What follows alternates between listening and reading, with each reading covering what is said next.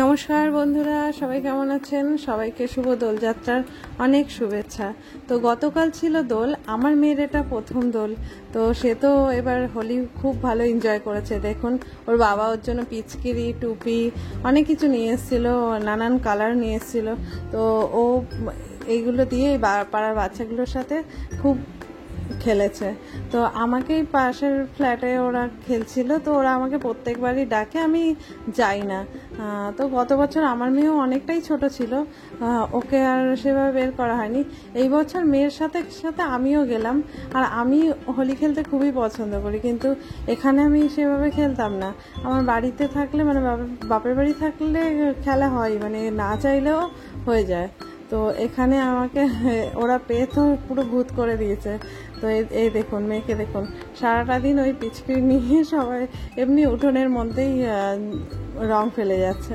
তো বাচ্চাগুলো এসে এসে ওর সাথে খেলছিল, ওরা ওর সাথে একটু খেলে নিল। তো সে এই রং খেলা ছেড়ে উঠবেই না কিছুতে, কোনো রকমে বুঝিয়ে বাজিয়ে তাকে নিয়ে যাওয়া হলো। তারপর আমরা বিকেলবেলায় খাওয়া দাওয়া করে এই 4-5টা নাগাদ একটু বেরিয়েছিলাম ঘুরতে। আর আমার মুখের অবস্থা এমনই ছিল যে যতই আমি পরিষ্কার করি না কেন, কালারগুলো পুরো বোঝাই যাচ্ছিলো। মেকআপ করেছি কিন্তু আরও ভূতের মতন লাগছিল। তো আমরা দেখুন এই বেরিয়েছি ঘুরতে। তো আমরা যাচ্ছিলাম নিউ টাউনে, যে নতুন কফি হাউসটা হয়েছে সেই কফি হাউসের উদ্দেশ্যেই যাচ্ছিলাম। তো আমাদের এমনই ব্যাড লাগ যে সে কালকে কফি হাউসটা বন্ধ ছিল। এই নিকো পার্কের সামনে দিয়ে যাচ্ছি। বিয়ের 1 বছর পরে আমি নিকো পার্কে এসেছিলাম, তারপর আর নিকো পার্কে আসা হয়নি। অনেক ইচ্ছা আছে যে মেয়েকে নিয়ে আসবো। তো এই যে ওয়েলের সামনে দিয়ে যাচ্ছি, সল্টলেক এড়িয়ে যাচ্ছি, এই রাজারহাটের দিকে ঢুকে গেলাম নিউ টাউনে। সামনেই আসছে বিশ্ব বাংলা গেট। তো গেটের সামনেটা একটু সিগন্যাল পড়েছিল, অনেকক্ষণ দাঁড়িয়েছিলাম বলে ভিডিওটা আমি অনেকক্ষণ ধরেই করছিলাম।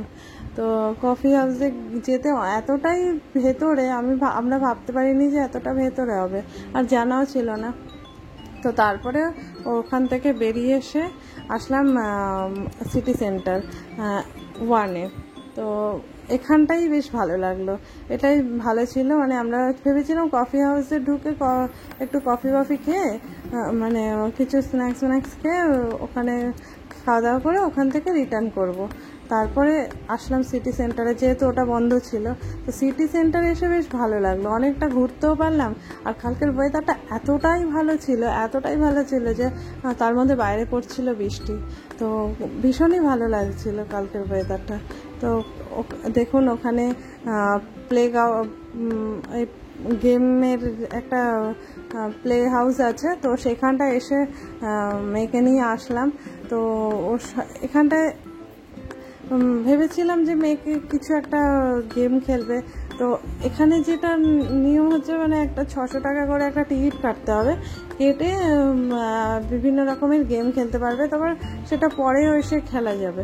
কিন্তু আমাদের মেয়ে তো এতটাই ছোট যে ও সেভাবে খেলতে পারবে না, টাকাটাই ওয়েস্ট হবে। তো সেই জন্য আমরা টিকিটটা কাটিনি, জাস্ট এখানটা একটুখানি বসিয়ে দিলাম। এগুলো ফ্রিতেই বসতে পারবে, তার জন্য আর কোনো টিকিট কাটতে হয় না। তো যদি মেয়ে খেলতে পারতো তাহলে ওই টিকিটটা কেটে আমরা হয়তো আবারও এসে করতে পারতাম, ওকে নিয়ে খেলতে পারতাম। তারপর আমরা ওখান থেকে বেরিয়ে, মানে সিটি সেন্টারের ভেতরে এটা ছিল, KFC-তে ঢুকলাম। KFC-তে একটা ফ্যামিলি প্যাক, আমরা 4 জন গেছিলাম, তো একটা ফ্যামিলি প্যাক নিয়েছিলাম। তো ফ্যামিলি প্যাকের মধ্যে সমস্ত কিছু ছিল। ওই ফ্যামিলি প্যাক নিয়ে আমরা রাতের ডিনারটা করে এখান থেকে বেরিয়ে একটু টি জাংশনে গেলাম, যেখানে মানে সিটি সেন্টারের ভেতরে টি জাংশন। সেখানে এক একটা চায়ের স্টার্টিং রেটই হচ্ছে 50 টাকা করে। আমরা যে চাটা নিয়েছিলাম সেটা হচ্ছে এলাইচি চা।